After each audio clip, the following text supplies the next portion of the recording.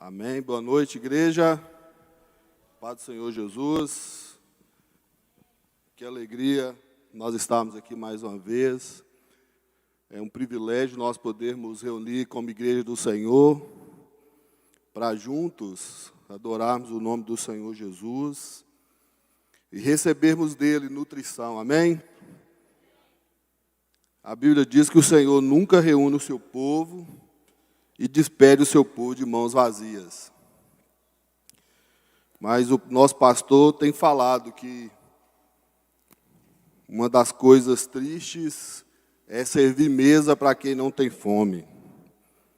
Se você tem fome nessa noite de Deus, o Senhor tem uma mesa farta para você. Amém? O nosso Deus é um Deus de abundância, de fartura. As bênçãos que o Senhor tem nos dado são bênçãos mais do que suficientes. Você pode crer nisso? Amém? Nunca é só numa medida pequena, sempre é recalcada, sacudida e transbordante. O nosso Deus não é limitado em realizar suas obras. Ele é extremamente extraordinário em tudo o que Ele faz. Você pode crer nisso? Amém? E às vezes nós não conseguimos observar isso, porque temos uma visão muito humana, muito material das coisas, e não conseguimos ter dimensão da grandeza, da soberania, do favor, da majestade, da magnificência que o nosso Deus é. Se você nessa noite, pela fé, conseguir entrar na sala do trono, onde Ele está sentado, você vai ver um alto e sublime trono. E lá o Senhor sentado. O seu rosto brilha mais do que o sol em toda a sua força. Os anjos cobrem o rosto diante da sua santidade. Eles cobrem os pés em reverência ao Senhor. E eles cantam, eles adoram e dizem uns para os outros: Santo, Santo é o Senhor dos exércitos. Pela fé nessa noite você pode contemplar os 24 tronos em volta do trono do Senhor e os anciões tirando coroas e lançando aos pés do Senhor e adorando ao Senhor. Aonde o nosso Deus habita é um lugar de adoração, de magnificência. E aonde o Senhor está, algo extraordinário precisa acontecer.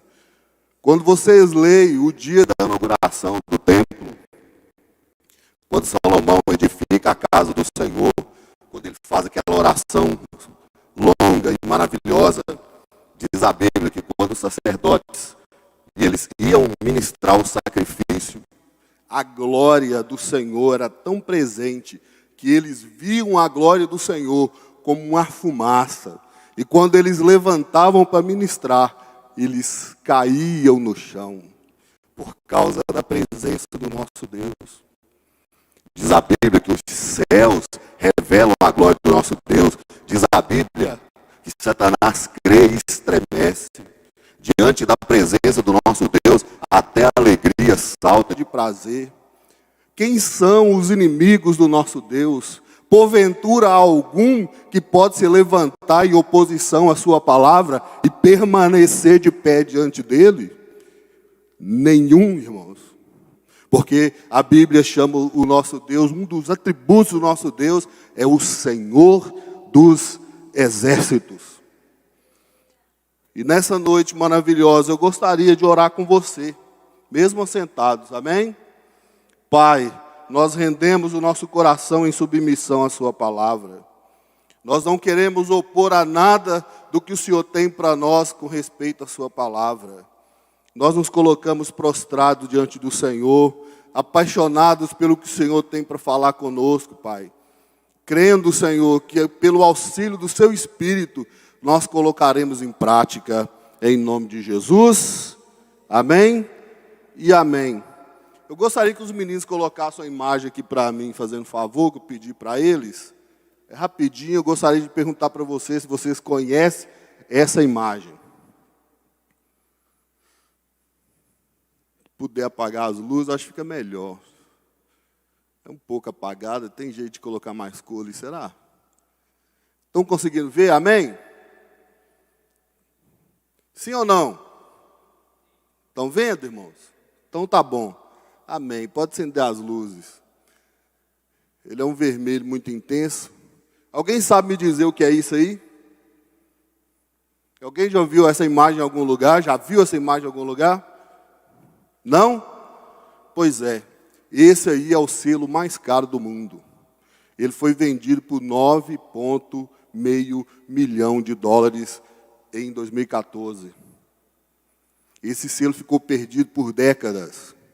Ele é praticamente único no mundo. Ainda não tem outro exemplar. Dizem que o governo sueco fez alguns durante a Guerra Mundial e esse aí ficou perdido. Foi encontrado na Guiana Francesa por um garoto de 12 anos. Ele achou perdido nos papéis lá de sua família, dos seus antepassados. E ele foi vendendo esse selo sem saber o valor. E quando esse selo caiu na mão de alguém que conhecia, descobriu que esse aí é chamado o Magenta Penny, o único no mundo, $9,5 milhão.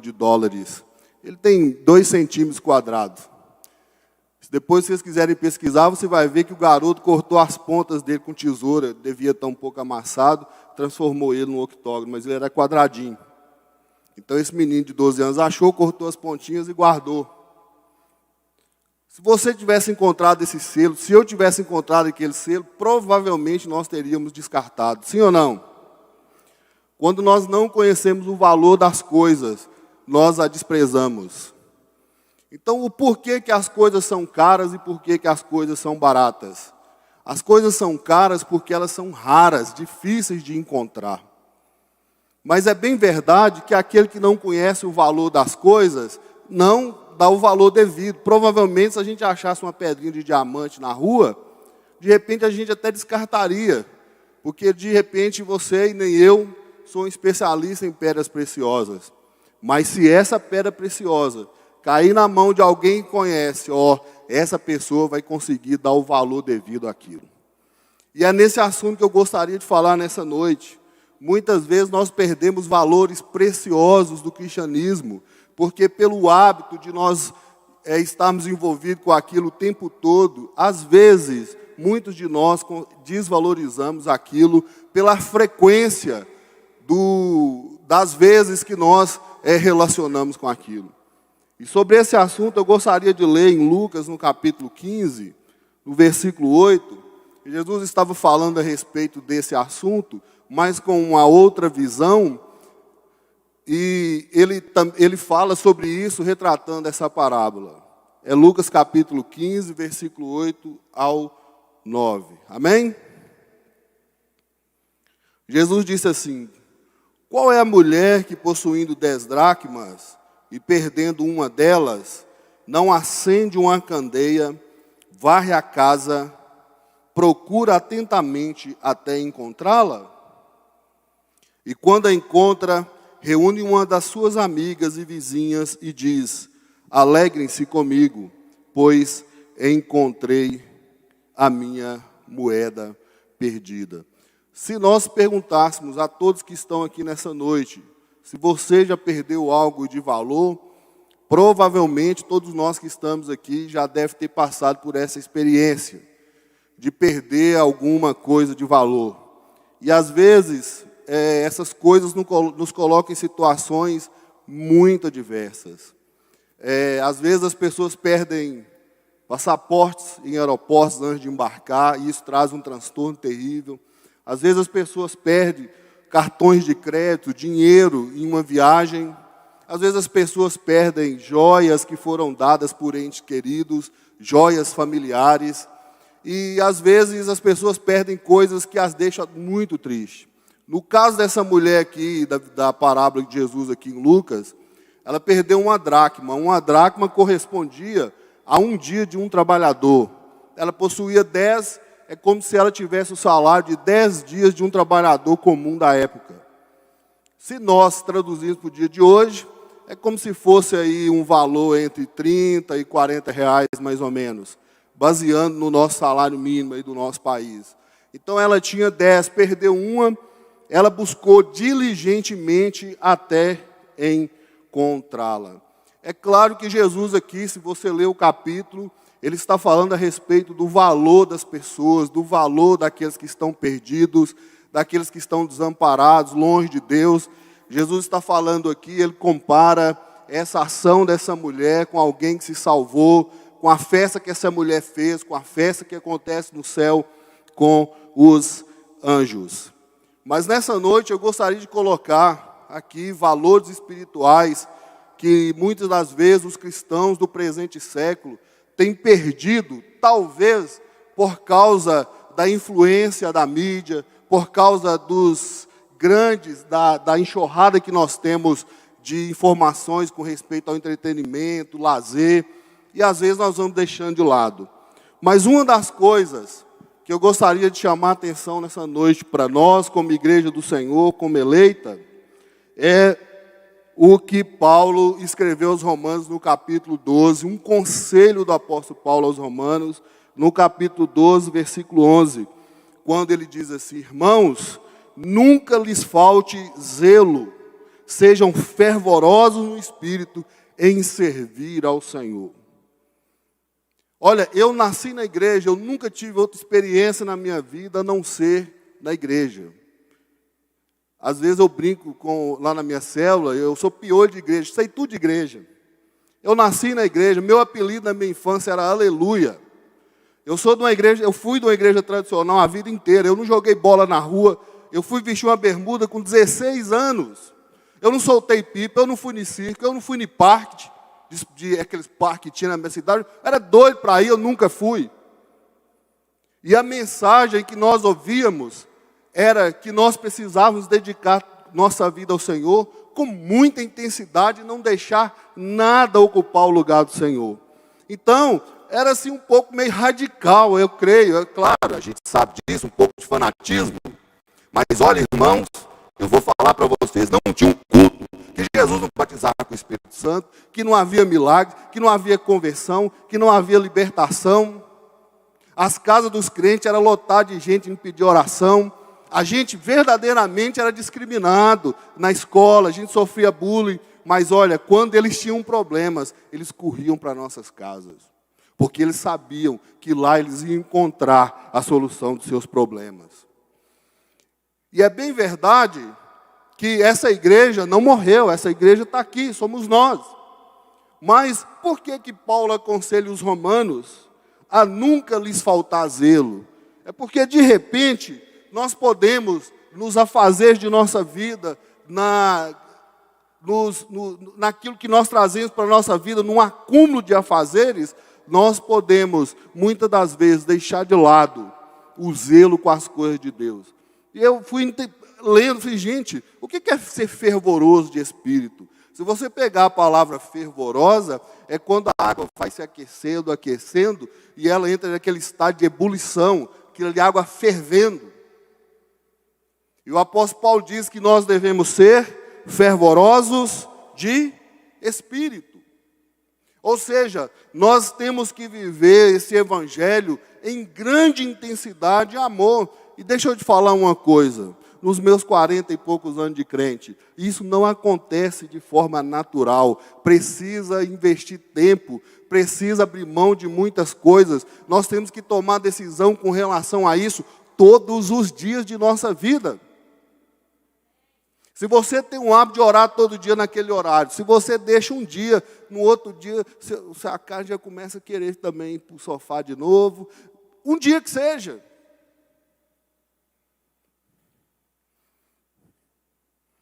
Apocalipse no capítulo 15, no versículo 16.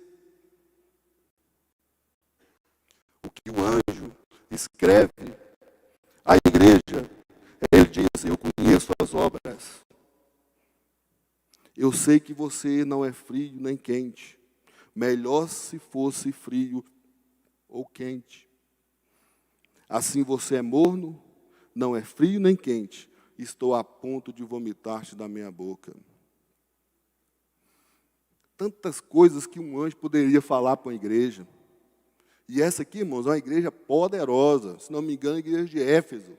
Uma igreja que fazia coisas extraordinárias.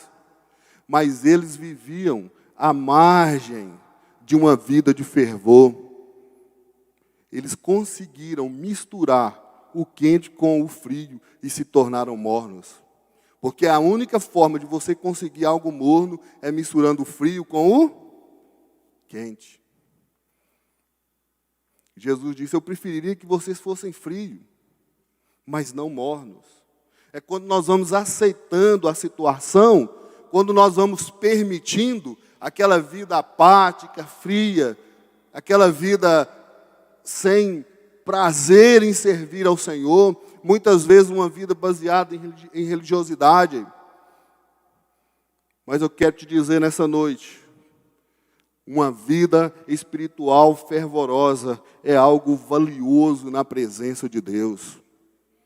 E nós precisamos, como nunca nos dias atuais, os dias que nós estamos vivendo são dias em que as informações do mundanismo têm atacado a igreja de forma ferrenha, como nunca, para que nós nos coloquemos em um lugar de apatia e não consigamos produzir os frutos devidos que a igreja precisa, tanto no coletivo quanto no individual. E é bem verdade que ninguém que está em uma vida morna, apática, ela consegue responder ao Evangelho de forma eficaz e de forma frutífera. Jamais. E nos nossos dias, diz a Bíblia, que o Senhor procura a tais que vivam com fervor de espírito.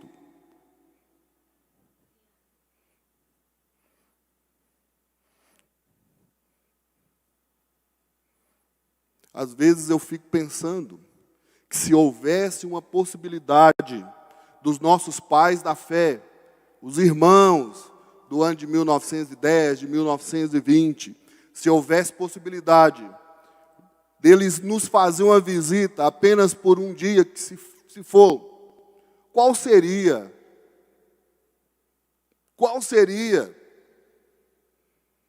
a opinião deles em relação a nós? Se nossos pais na fé, se aqueles que doaram suas vidas, se aqueles que investiram seus recursos nos missionários, aqueles que morreram nas ruas, aqueles que tiveram suas casas apedrejadas, aqueles que doaram sua vida a ponto de sangue, para que hoje nós pudéssemos estar aqui desfrutando dessa liberdade de servir ao Senhor, o que eles diriam em relação a nós, como cristãos do presente momento? Às vezes, no meu tempo de oração, eu fico pensando se eu estou respondendo ao Evangelho, à expectativa que Deus tem em relação a nós. Porque Deus tem uma expectativa em relação a mim e a você. Deus tem uma expectativa em relação à sua igreja.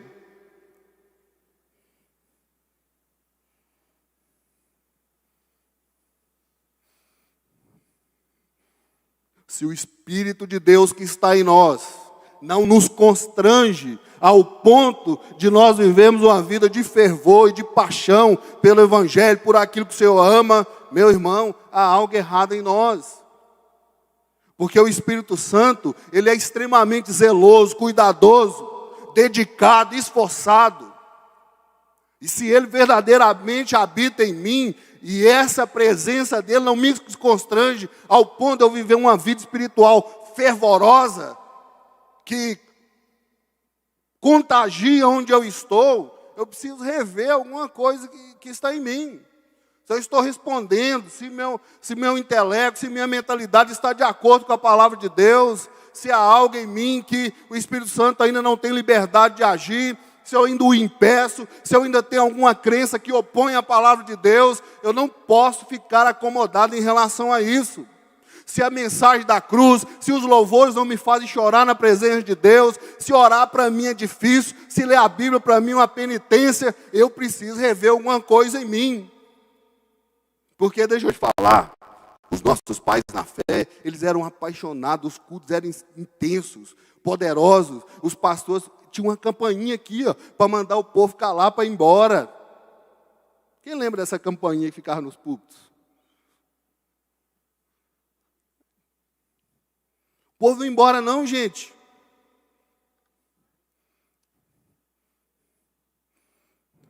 Há um lugar na presença de Deus, onde o seu coração treme, onde as suas pernas perdem as forças, onde os seus olhos não conseguem conter lágrimas, onde sua garganta engasga, onde sua barriga se sente um frio, os calafrios. Há um lugar na presença de Deus onde o pecado não tem domínio. Há um lugar na presença de Deus onde as enfermidades não subsistem. Há um lugar na presença de Deus, irmãos, onde a dor, o fracasso não tem lugar.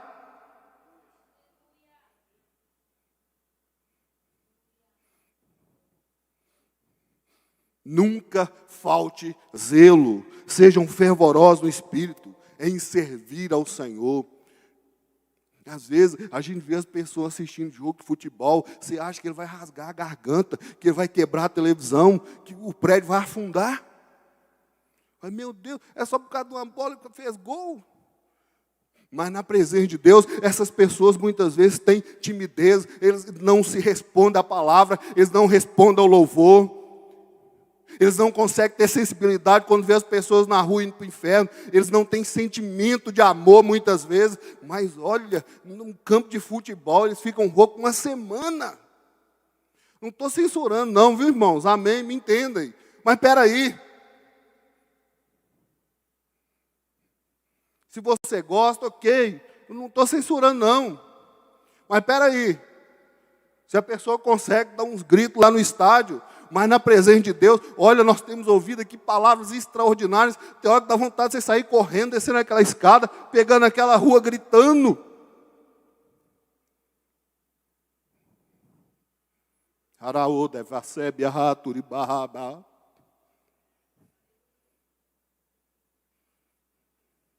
Como nós temos respondido à presença gloriosa do Deus extraordinário. Como?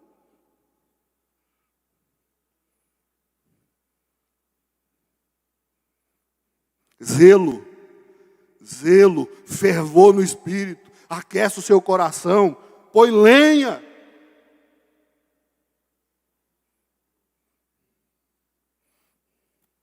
O salmista no Salmo 84, versículo 10, ele diz que é melhor estar um dia no lugar onde Deus está, do que 1000 dias no lugar onde Deus não está. Ele diz uma vez que assim como a costa suspira pela corrente das águas, assim suspira minha alma por ti, ó Deus. Meu irmão, esse homem era apaixonado pela presença de Deus. Ele louvava o Senhor com louvor, com adoração. O coração dele era apaixonado pela presença de Deus. E deixa eu te dizer, se o zelo é pouco, se o fervor é pouco, o amor também é pouco.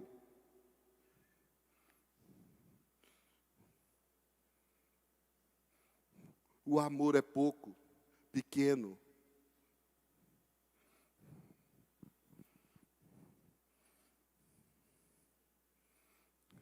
Jesus disse que nesses últimos dias, pela multiplicação da iniquidade, esse tempo que nós temos vivido, o amor de quase todos se esfriaria, ou o amor de muitos esfriaria. E às vezes a gente vê cristão lendo esse texto assim, à torta direita. Não, está escrito, o amor de quase todos esfriaria. Mas a pergunta que eu faço é a seguinte, o amor de quem? Meu? O nosso? O da igreja? Essa palavra é para nós? Nós vamos aceitar isso em nós?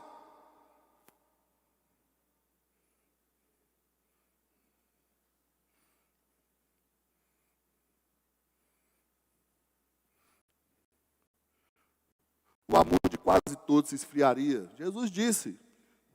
Mas eu quero crer que essas palavras não são para nós o contrário, o que nós devemos crer, que no fim dos tempos o amor da igreja aumentaria, efervesceria.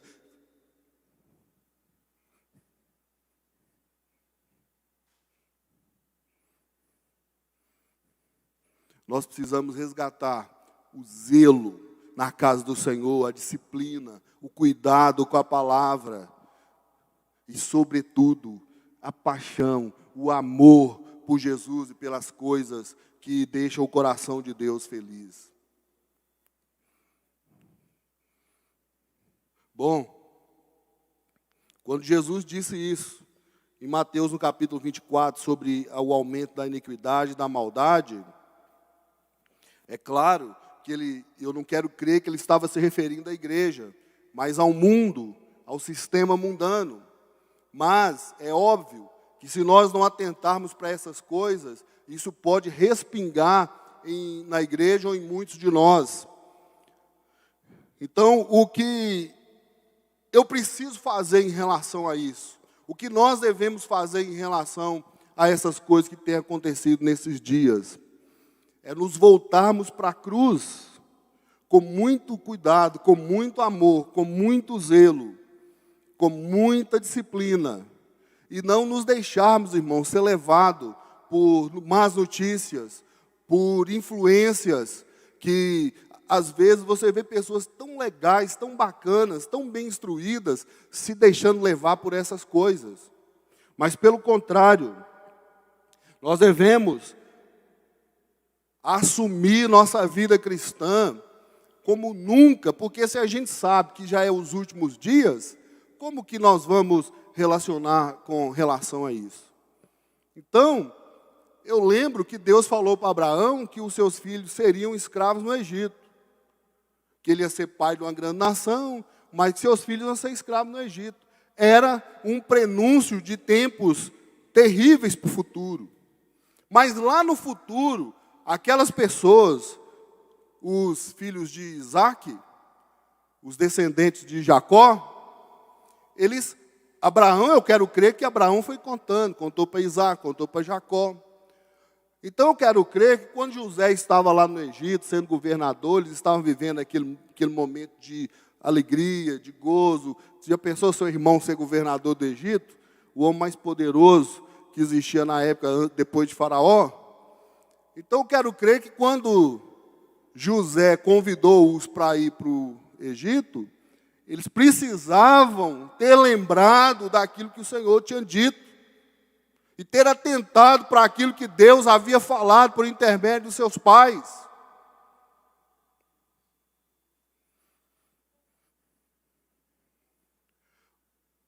Nós precisamos voltar como nunca e resgatar os valores da palavra de Deus como nunca. Se Jesus falou, acabou. Se está escrito, amém, vamos viver essa verdade. É um valor, é um tesouro, não devemos desperdiçar e lançar fora.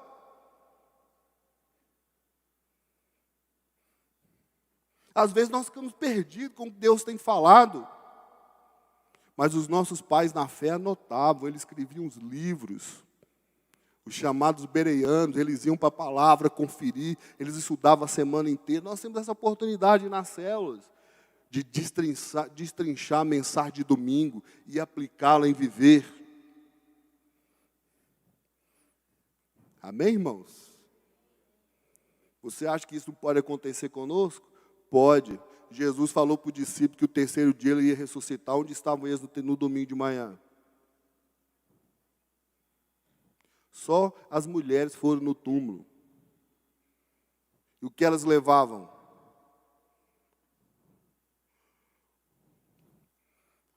Elas levavam utensílio para festejar?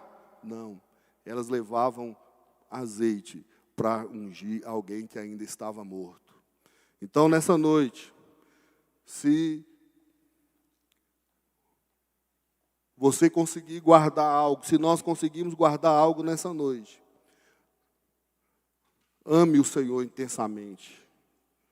Cultive a presença do Espírito Santo em sua vida com zelo, com temor, com fervor de espírito.